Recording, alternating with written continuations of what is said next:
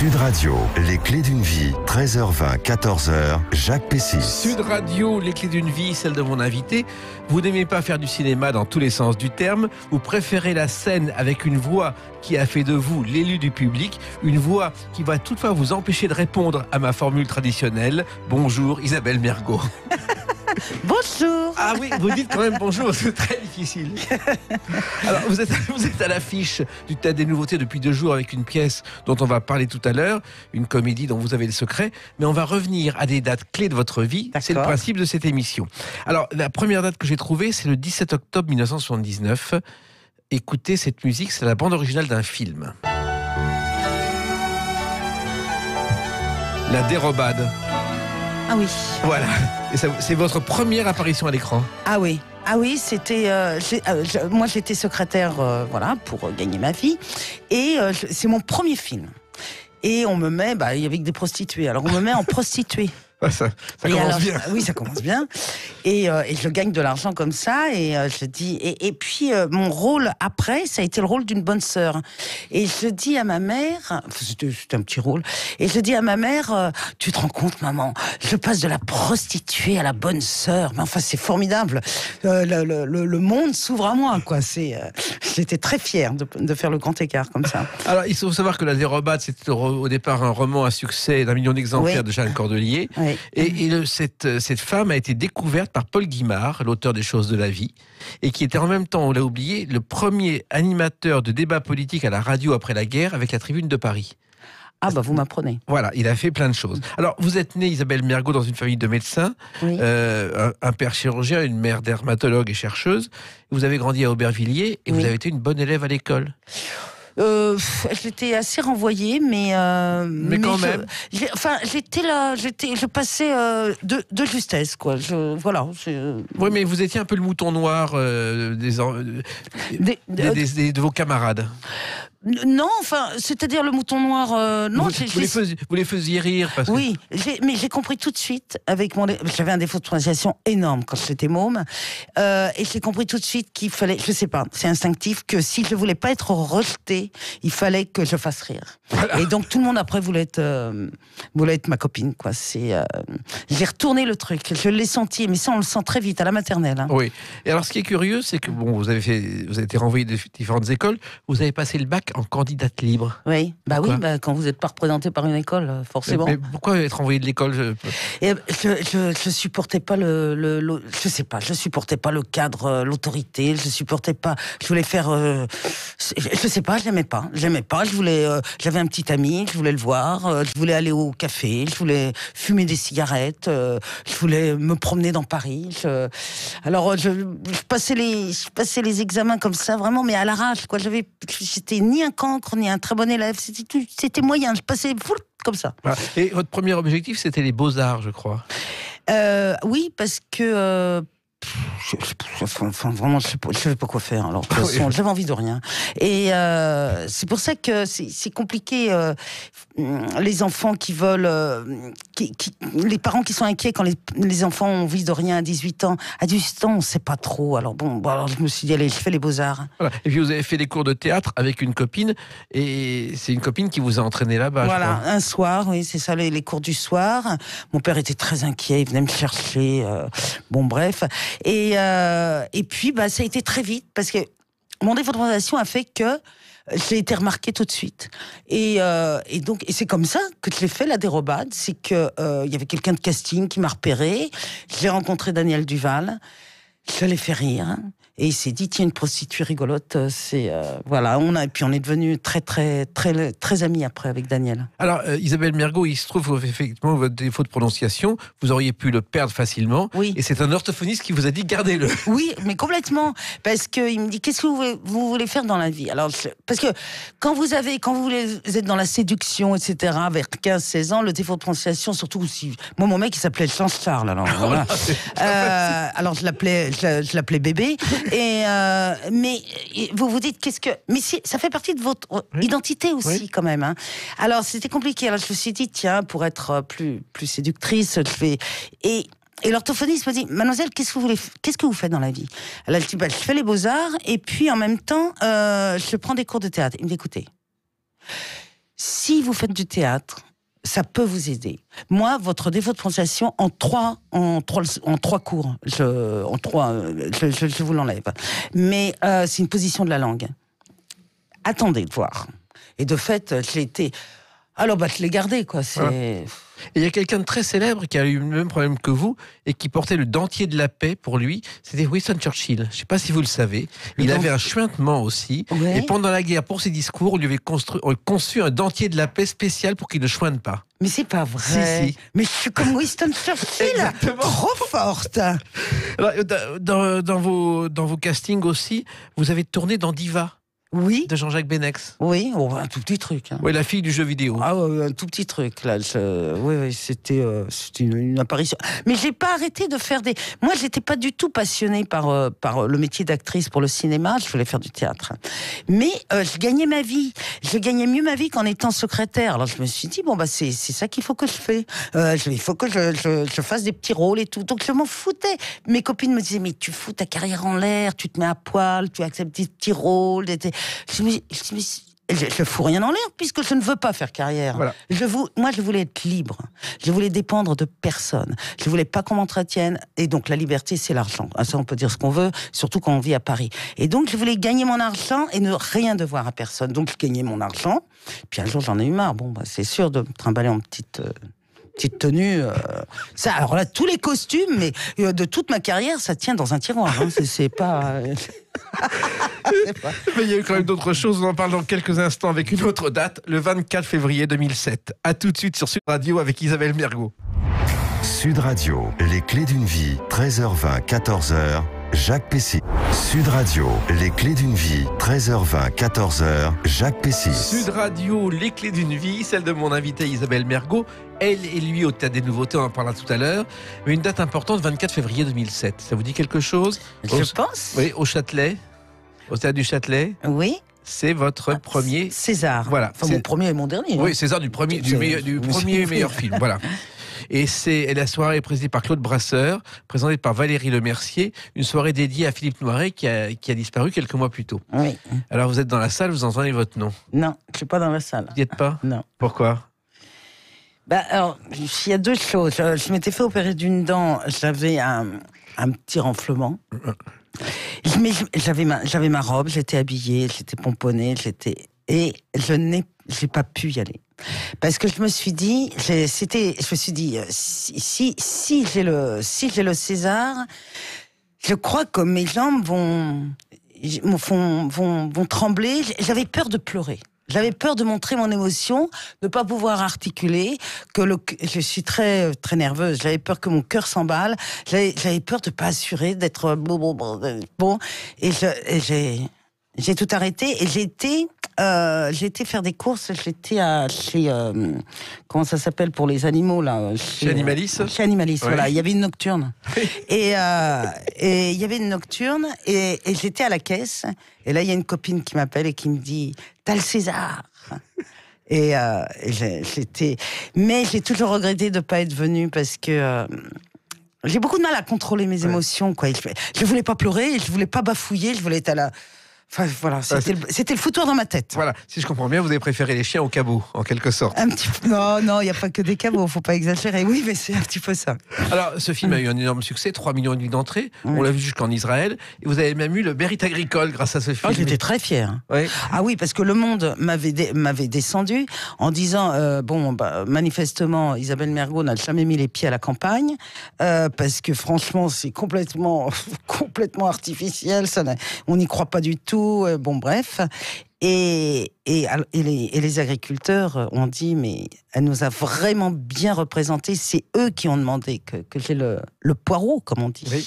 Alors, ce film, ça s'appelle « Je vous trouve très beau ». Au départ, c'est né lorsque vous avez vu un reportage à la télévision sur les hommes qui partent en Russie chercher une femme. Ah ouais, c'était incroyable.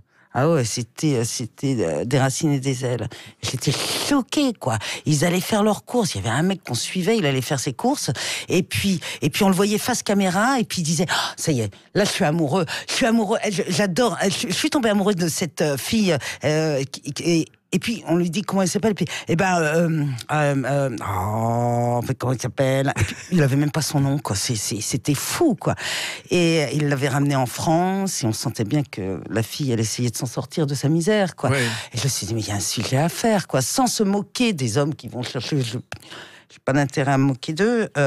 Ils sont assez ils parlent d'eux-mêmes. Mais il y avait vraiment un sujet à faire. Ouais, j'étais inspirée là par Des racines et des ailes. Et vous avez écrit le scénario et vous ne vouliez pas réaliser le film. Je crois que c'est Michel Blanc qui vous a convaincu de réaliser le film, avec le producteur qui a dit au moins on te trahira pas. Voilà, Jean-Louis Lévy. Moi, j'avais jamais réalisé de ma vie. Et puis, je vous dis, quand j'étais dans les plateaux de cinéma, je regardais pas du tout comment ça. Moi, je bouquinais, je m'en foutais complètement. Je savais même pas comment on éclairait. Bon, bref. Et donc, j'écris ce scénario. C'était pas mon premier. J'en avais écrit plein de scénarios. Et là, Michel Blanc et Jean-Louis Lévy, mon producteur, m'a dit, tu dois le réaliser. Et moi, je dis, mais je sais pas du tout comment on fait. Je suis pas quelqu'un de l'image. Je suis quelqu'un de l'écriture. Et Michel me dit, écoute, si tu sais ce que tu veux, il suffit de bien t'entourer, de bien expliquer ce que tu veux, et tu auras ce que tu veux. Et entoure-toi bien. Alors, moi, j'étais complètement paniquée. Puis, plein de copains me disaient, fais-le, ce film. Si ça marche pas, si tu te plantes, tu redeviens scénariste. Moi, j'écrivais un scénario par an, à peu près. Je gagnais ma vie comme ça. Et c'est le côté, t'as rien à perdre. Alors bon, j'y suis allée. Puis, ça a marché. Alors, à l'écran, on voit juste votre avant-bras, je crois, dans un taxi. Oui, pour vous dire que j'aime vraiment pas faire de cinéma, pas mon avant-bras, oui. Non, sinon, c'est vrai que si j'aimais tourner des films, je me serais distribué moi-même aussi. Voilà, et vous avez quand même tourné quelques films comiques. Il y a eu Pour Sandrine que t'as plus rien. Il y a eu aussi Prof avec Patrick Schulman. Vous êtes une professeure lunatique aussi. Oui. Ça, c'est des petits films que vous faisiez encore une fois pour l'argent. Ah, complètement. J'ai pas. Mais oui, parce que j'ai trop le trac. C'est un trac qui me dessert. J'étais trop. Je suis pas faite pour ça. On doit.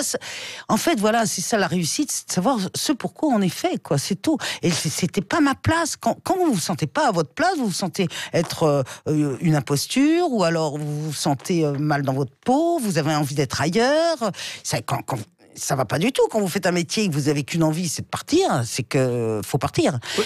Et le cinéma, il y a quelqu'un qui a dit un jour, le cinéma, c'est 8 heures d'attente pour 1 minute de génie. Ça correspond à peu près à la réalité.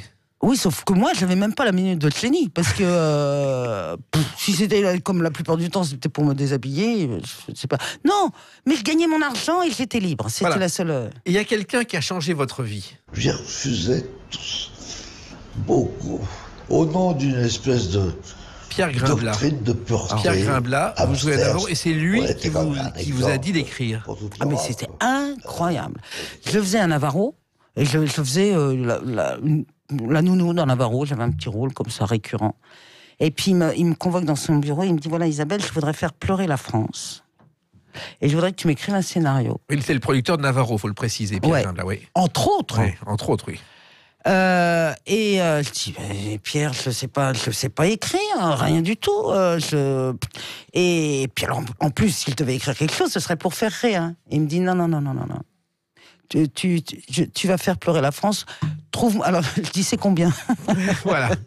Non, mais tout le monde croit que je suis vénale. Je suis pas enfin, on peut penser que je suis vénale. Non, c'était pour payer mon loyer, quoi. Oui. Et bon, je rentre à la maison, puis je cherche. Je me dis, mais pourquoi il me propose ça? Il est fou. Même, je trouvais qu'il y avait eu anguille sous roche. Je me dis, mais qu'est-ce que ça cache et tout. Enfin, bon, bref. Et je trouve une histoire. Alors, le lendemain, je l'appelle. Je dis, Pierre, je peux vous voir? Je lui raconte mon histoire. Il me dit, j'ai des frissons dans les bras. Ça va, allez, je te paye, tu écris. Alors ça, c'était la panique. Et puis j'avais une machine à écrire et tout. J'avais du blanc correcteur à l'époque. On n'était pas. Et j'ai écrit, et ça a cartonné. Ça s'appelait La Lettre perdue. La Lettre perdue. De Jean-Luc Bertuccelli, avec entre autres Michel Galabru. Ça a eu tellement de succès que ça a été rediffusé presque immédiatement à la télévision. Oui, mais attendez. C'était l'époque où il y avait pas beaucoup de chaînes. Hein. Bon, bref.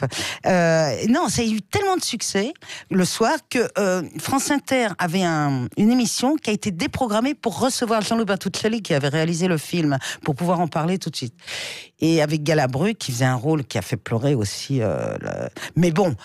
je sais pas, ça n'aurait pas eu de succès comme ça maintenant avec toutes les chaînes qu'on peut avoir. Là, c'était au tout début, on en était encore avec la machine à écrire et les 3 chaînes, quoi. Voilà. Enfin. Et Pierre Grimblat, qui vous devait tout, je vais vous raconter une chose que vous savez peut-être pas. Il me l'avait raconté, il nous a quittés voici quelques mois.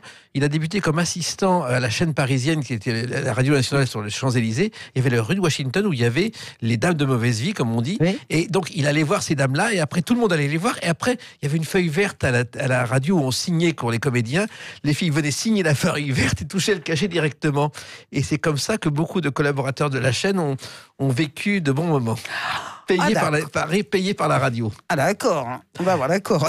Alors, parmi les scénarios que vous avez écrits, il y a aussi un film qui a eu beaucoup de succès avec Gérard Jugnot comme meilleur espoir féminin. Oui. Et ça a été un moment de rêve parce que Jugnot, vous aviez de l'admiration pour lui depuis vos jeunes années, Isabelle Mergo. Ah bah oui, le Splendide, c'était moi j'avais été les voir au théâtre, c'était un rêve et Gérard m'appelait régulièrement pour me dire j'aimerais bien écrire, tu veux pas écrire pour moi? Alors il me donnait le sujet, par exemple Casque bleu, et j'ai dit moi j'ai toujours peur d'être un imposteur.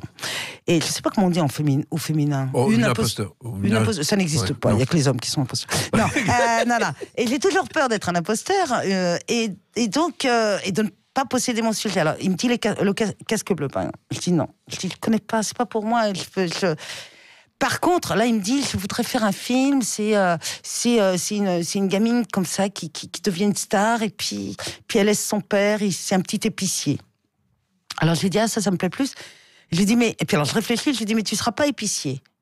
Tu seras coiffeur. Il me dit, ah non, pas du tout. Ah non, je peux pas être coiffeur. Ah non, c'est pas mon style. Je dis, tu seras coiffeur, on va se marrer, tu seras coiffeur. Alors, il me dit, bon. Puis il m'a fait confiance. Puis voilà. Et le film a marché. Et je crois que Le Père Noël est une ordure, c'est aussi une pièce et un film culte pour vous, Isabelle Mergo. Oh bah oui, mais pour tout le monde. Pour tout le monde. Le Père Noël est une ordure, c'est un film, c'est culte pour Oui, enfin, moi, c'est surtout la pièce, parce que j'ai été la voir, quoi. Oui, mais on est quelques-uns à l'avoir vu quand il y avait personne. Oui. Et quand le film est sorti, pour tourner les premières scènes sur les boulevards, le titre, ils n'ont pas dit le titre à la mairie de Paris, ils ont dit Les Bronzés fêtent Noël, parce qu'ils avaient peur que Le Père Noël est une ordure, soit refusé l'autorisation de tourner. Ah, je ne savais pas. Et Jugnot, pour vous, tourner avec lui, c'était un rêve. Jouer avec lui, c'était un rêve pour vous. Vous l'aviez devant vous. D'écrire pour lui. Écrire pour lui. Écrire pour lui. C'était, j'étais fière d'écrire pour lui. Il représentait toute ma jeunesse. Enfin, ma jeunesse, on dirait qu'il est beaucoup plus vieux que moi, pas du tout, mais enfin, il est connu très jeune. Et puis après, après, je l'ai fait tourner. Après, j'ai écrit une pièce pour lui. Ah oui, vous avez écrit d'autres pièces. On en reparle dans quelques instants à travers une date très récente, le 21 janvier 2020. À tout de suite sur Sud Radio avec Isabelle Mergo. Sud Radio, les clés d'une vie, 13h20, 14h, Jacques Pessis. Sud Radio, les clés d'une vie, celle de mon invité Isabelle Mergo, 21 janvier 2020, il y a 2 jours, première au Théâtre des Nouveautés de Elle et Lui, votre 6e pièce, votre retour à l'écriture, c'est la 6e pièce d'après mes calculs. Ah oui, c'est marrant, oui, d'accord, ok, si vous le dites. En tout cas, c'est ce que j'ai calculé. Alors, c'est encore un sujet totalement fou, c'est une femme mariée qui voit débarquer une femme qui n'est autre que son ancien mari dans sa famille. Voilà. Au moins, c'est clair. Je ne le reconnais pas tout de suite, et pour cause. Oui. Puisque ça faisait au moins 40 ans que je ne l'avais pas vu. Et il me dit, tu ne me reconnais pas? Mais regarde dans mes yeux, tu ne reconnais pas mon regard? Et c'est moi, Jean. Mais il arrive en Jeanne. Oui. Voilà. Et puis, voilà, il va s'installer à la maison, et puis ça va... Ça va dégénérer. Ça va dégénérer. Oui, parce que vous avez un mari... J'ai un mari, Laurent Gamelon, qui est tout en muscles, oui. Tout en masculinité, et puis qui va quand même un petit peu craquer pour elle, enfin, et mon fils aussi, enfin bon, voilà, mais c'est drôle. La première, elle a été très dure pour moi. Le jour de la première, je suis pétrifiée par le trac qui me descend plutôt que ça m'élève. Et voilà. Et hier, ça y est, ça s'est envolé. J'étais très très contente. C'est très drôle. Les gens rient beaucoup. Oui, c'est ce qu'on m'a dit. Les gens rient beaucoup. C'est une tradition avec vous. Comment vous est venue cette idée? Parce que faut quand même l'imaginer. Je sais pas, vous savez, ça c'est très très curieux. Comment viennent les idées Alors, à part des sujets très ponctuels, comme par exemple Je vous trouve très beau, où j'avais vu une émission qui m'a inspiré. Sinon, le reste, c'est ce que je dis tout le temps, c'est les embouteillages. Moi, j'ai rien à faire dans les embouteillages. La radio déconne, je sais pas comment la régler. Je sais pas, il y a un code à mettre, je suis paumé. Bref, donc j'écoute pas la radio. Et voilà, et je pense, voilà, ça cogite. Et puis il y a un sujet à un moment donné qui s'impose à vous, qui revient, vous dormez, il vous réveille le matin, vous lui dites de partir, mais il est là. Et ben voilà, et puis vous y allez, puis vous écrivez dessus. Mais non, il n'y a rien eu qui m'est... Voilà. Non mais en plus, oui, bon, l'homme déguisé en femme, on se souvient de la Cage aux Folles. Ce qu'on a oublié, c'est que la Cage aux Folles, quand ça a été créé en 73, personne n'y croyait, à commencer par le directeur du Palais Royal, Jean-Michel Rouzière. Ah, il avait le nez, hein. Oui, il avait le nez. C'est-à-dire que pendant un mois, il n'y a eu aucune location, il a failli arrêter, puis un matin, ça a commencé et ça a duré 2000 soirs. Ah, mais moi, je l'ai vu. Mais là, c'est pas la Cage aux Folles. Là, vraiment, l'acteur, Philippe Vieux, est vraiment, c'est vraiment une femme, quoi. C'est vraiment, c'est pas un acteur à qui on a mis une perruque. Il y a une vraie métamorphose. On doit y croire. Il a fait un traitement hormonal. On lui a tout coupé. Bon, enfin, pas pour de vrai, hein. Oui. Il rentre à la maison, ce pauvre garçon. Mais, et il honore sa femme. Mais, non, voilà. Et ça, c'est ça qui est bien, c'est que c'est très drôle, mais on n'est pas dans la caricature. Je voulais pas ça. C'est un sujet d'actualité en plus, c'est un sujet d'aujourd'hui. Et surtout, alors quand vous écrivez, c'est une caractéristique, vous êtes la première à rire de vos dialogues, Isabelle Mergo, sinon vous rejetez la page. À rire, je sais pas, mais oui, il faut que ça claque, quoi. C'est une musique, quoi. Oui, j'écris lentement, mais sûrement. C'est-à-dire qu'en fait, je fais qu'une version tout le temps. Oui, mais on sait ce que représente l'écriture, c'est des mois et des mois de souffrance, de réflexion, et vous avez fait votre calcul, 2 rires par page pour que ça fonctionne. Moi, il faut au moins que... Alors parfois ça fait plus en représentation parce qu'il faut voir avec la puissance comique intrinsèque de la personne qui interprète, qui peut faire rire par un salut tout le monde, alors que bon, c'est pas drôle en soi.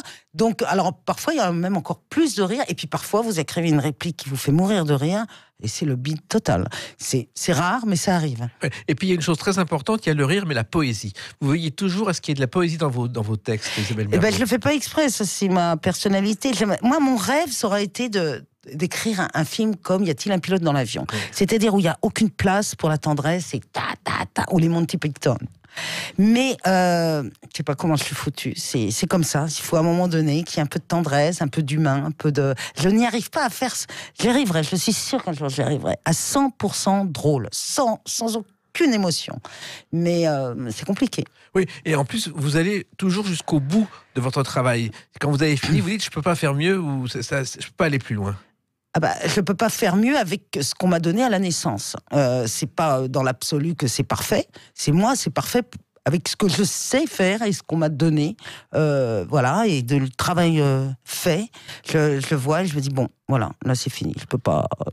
Ça peut être perfectible, ça peut être certainement et tout, mais moi, à mon niveau, ça peut pas être mieux. Voilà. Donc, voilà. Et le public aime ou pas, c'est pas votre problème. Non, mais j'ai l'incroyable prétention ou modestie, je sais pas, de me dire que si ça me plaît, comme je suis un petit peu, voilà, j'ai un peu les goûts de tout le monde, quoi. Je suis pas quelqu'un de déjanté, d'extraordinaire et tout. Je suis une petite française lambda, et je me dis que si ça me plaît, ça va plaire.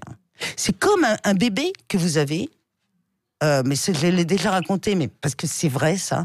J'ai une copine, elle a accouché, il était moche, mais vraiment, je sais pas ça. Je sais pas où il avait trouvé ses oreilles, je sais pas. Il était un peu poil, enfin, il était moche. Et elle me dit, t'as vu comme il est beau. Oui. Et quand elle a dit, t'as vu comme il est beau, je l'ai trouvé beau. Oui. Parce qu'elle le trouvait beau. Et elle est pas prétentieuse, elle est juste amoureuse. Et moi, quand j'écris ou quand je fais, par exemple, je vous trouve très beau, je disais aux gens, allez voir, vous allez voir, c'est vachement bien. C'est horrible, c'est moi qui l'ai fait. Oui. Mais je l'aimais. Et si vous aimez pas, faut arrêter. Donc moi, mes textes, je les trouve. Ah ouais, oui, il est beau. Voilà. Et puis alors, il y en a d'autres qui vont trouver qu'il a les oreilles trop décollées, mais moi, je l'aime. Oui. Et sinon, je le sors pas. Mais Voilà. elle est lieu au théâtre des nouveautés. Vous l'aimez et le public déjà aime. Ah oui. Apparemment, Ils ont ri. Hein. Ils ont ri. Ah non, hier, non. Franchement, je voudrais dire au public d'hier qu'ils arrêtent un peu parce qu'on n'a pas pu tout caser. D'abord, on est sorti tard. Oui. Ça nous fait perdre un temps fou. Et que j'ai pas pu caser une réplique parce que c'est passé sur les rires. Non, hier, c'était les gens. Oh, ça nourrit le rire. C'est comme moi, je suis comme une petite fleur quoi, qui a soif et les rires arrivent et waouh, je sais pas, ça me redresse. Tout va bien. Je suis amoureuse. Voilà. Et vous êtes toujours surprise que les gens vous aiment, Isabelle Mergo? Oui, peut-être parce que moi-même, je n'ai pas tellement de sympathie pour moi-même, donc je suis toujours étonnée qu'on puisse m'aimer, quoi. C'est oui, c'est comme ça. Ouais. C'est... Et autant vous détestez le cinéma, autant vous aimez le théâtre. Ah oui. C'est ça, c'est votre vie. Ben oui, mais parce que c'est du direct, le public est là, je le reçois directement. Le cinéma, même avec tous les succès qu'on peut faire, le film, il est en... Vous ne recevez... Moi, j'ai besoin des gens, j'ai besoin d'être nourri par les réactions, par... Oui. Et curieusement, vous avez besoin de 800 personnes devant vous pour avoir des réactions, mais un dîner en tête-à-tête avec des comédiens, ça vous intéresse pas vraiment? Alors, moi, je dîne pas. Oui. Non, Alors d'ailleurs, j'ai tellement inventé d'excuses que maintenant c'est fini, on m'invite nulle part. Alors, Vous êtes tranquille. Oui, maintenant je peux même pas dire non puisqu'il y a plus. Voilà. Alors mais je sais pas là, je dois faire un dîner par an. Ah, quand même. Ouais, je suis au maximum là. Ah ouais. Mais sinon, j'ai envie d'être seule, de rentrer, j'ai pas grand-chose à raconter. En revanche, sur scène, vous avez des choses à raconter. Vous aviez déjà joué il y a quelques mois, et ça a été un triomphe avec Gérard Jugnot dans ce théâtre des nouveautés, La raison d'aimer. Oui. C'était un grand succès. Et c'est que le théâtre des nouveautés, au départ, c'était pas là, c'était près de la Bourse, à quelques centaines de mètres de là. Il y avait des opéras comiques, et il y a quelqu'un qui a débuté comme choriste au théâtre des nouveautés, c'était Hector Berlioz. Ah oui. Oui. Ah ben c'est incroyable, Voilà. ça. Et puis il y a quelqu'un. Alors vous êtes à l'affiche dans Elle et lui, et puis il y a quelqu'un aussi il y a quelques temps avec qui vous avez joué, et ça a été une grande surprise. Que dans la soirée, la dentelle, le soir je serai la plus belle pour aller danser. Car vous avez permis à Sylvie Vartan de revenir à la scène. Oh là là ça là a été là, un bonheur c'est- pour elle comme pour vous. Ah oui. Alors là, je n'ai jamais rencontré quelqu'un d'aussi humain, d'aussi simple. Mais quand on partait en tournée, parfois c'était fermé et tout, et puis on savait pas où aller manger, et puis on l'emmenait dans des pasta papa ou des trucs comme ça. Mais elle est ça. Alors c'est-à-dire que quand il y a du luxe, elle est contente. Quand c'est une petite brasserie, un petit routier, elle est contente. Elle est du moment que pour elle, l'important c'est les gens avec qui elle est. Comme Mais vous. oui, ouais, mais c'est pour ça qu'on s'est hyper bien entendu. Et c'est la personne. Et alors tous les soirs, je l'avais. À un moment donné, elle s'évanouissait dans mes bras et elle fermait les yeux. Il y avait sa chevelure blonde comme ça et tout. Et je la regardais. Je me disais putain, c'est Sylvie Vartan. Ça, là, j'avais le recul. Quoi. Là, je me disais, elle était magnifique. J'ai Sylvie Vartan dans les bras.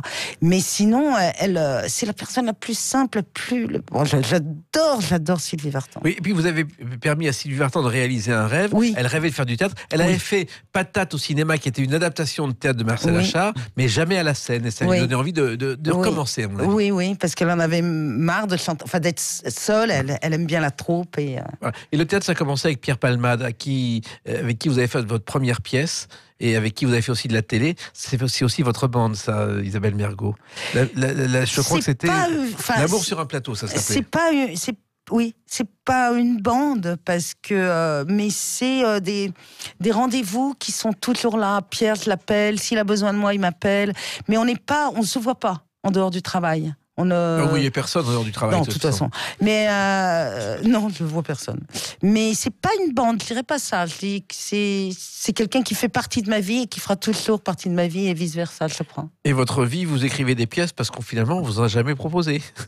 Mais non. C'est ça qui est étonnant. On n'a jamais voulu de moi au théâtre. J'ai passé des auditions pour des troisième rôles, même pour moi juste Madame est servie, moi ça me suffisait. On voulait pas de moi. Alors je me suis dit, bon, bah, je vais arrêter d'attendre, je vais arrêter de faire des castings, et puis je vais tout faire moi-même. Tiens. Ouais. Résultat, ça s'appelle Elle et lui, votre 6e pièce au Théâtre des Nouveautés, avec Laurent Gablon, Philippe Bieux et beaucoup d'autres gens. C'est depuis 2 jours. Alors je précise que c'est du mardi au vendredi à 21h, le samedi à 16h30 et 21h, et le dimanche à 16h au Théâtre des Nouveautés. Oui, je voulais dire qu'il y a Jean-Louis Barcelona et Rémi Roubaca, et que la mise en scène est de Christophe Duturon. Voilà, et les décors ne sont pas de Donna Carwell, des compagnies. Voilà. Ah bah non. Merci Isabelle Mergo, continuez ainsi, ne changez rien. C'est fini ? C'est fini. Oh, mais non ! Mais si, on va rendre l'antenne, parce que Philippe... d'abord, c'est Brigitte Lahaye dans quelques instants, et puis nous, on se retrouvera demain avec une autre invitée à 13h. Mais c'est... Voilà, mais merci. Ça a été vite. Mais vous, c'est toujours vite ici. Vous revenez quand vous voulez sur Sud Radio, car comme vous, on parle vrai. Merci Isabelle Mergo. Merci, au revoir. À demain.